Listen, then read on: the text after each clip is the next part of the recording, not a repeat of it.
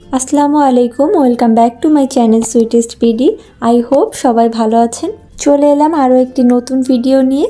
আগের ভিডিওতেই আপনাদেরকে বলেছিলাম আমার এমন অনেক সময়ই হয় যে বাসায় যেটা যখন থাকে না তখন সেটা খেতে ইচ্ছে হয়।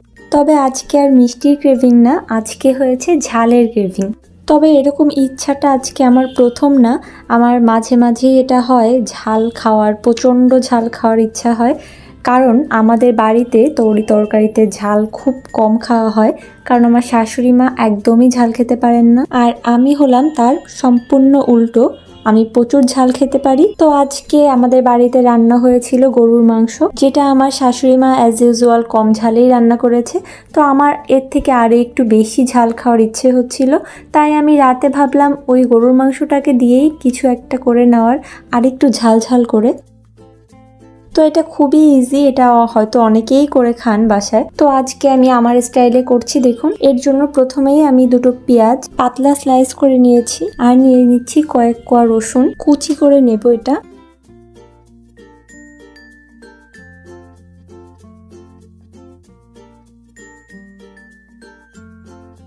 রসুন পেঁয়াজ কুচি করে নেওয়া হয়ে গেছে।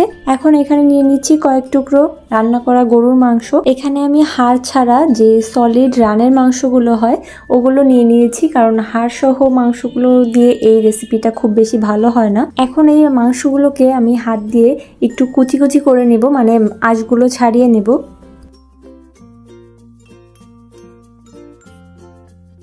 এই তো সবগুলো মাংস আঁশ ছাড়িয়ে নেওয়া হয়ে গেছে। এখন চলে যাচ্ছি চুলায়। প্রথমেই একটা কড়াইতে আমি বেশ অনেকটা পরিমাণ সরিষার তেল দিয়ে দিচ্ছি। তেলটা ভালোভাবে গরম হয়ে গেলে এর মধ্যে দিয়ে দিচ্ছি কিছু গোটা আর টুকরো করে নেওয়া শুকনো মরিচ, আর দিয়ে দিচ্ছি একটা গোটা রসুনের কোয়া। এবার এগুলোকে একটু ভালো করে ভেজে নিয়ে দিয়ে দিচ্ছি আগে থেকে কুচি করে রাখা রসুন আর পেঁয়াজ। এখন এগুলোকে খুব ভালো করে ব্রাউন করে ভেজে নেব। তারপর আমি আরো কিছু মশলা এখানে অ্যাড করব।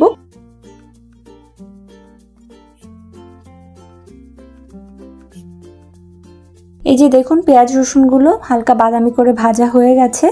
এখন এর মধ্যে দিয়ে দেব আদা বাটা, লবণ আর একটু শুকনো মরিচের গুঁড়ো, আর সবশেষে দিয়ে দেব সেই গরুর মাংস যেটাকে আমি আঁশ ছাড়িয়ে রেখেছিলাম। এখন মাংসগুলোকে মশলার সাথে ভালো করে মিশিয়ে নিব।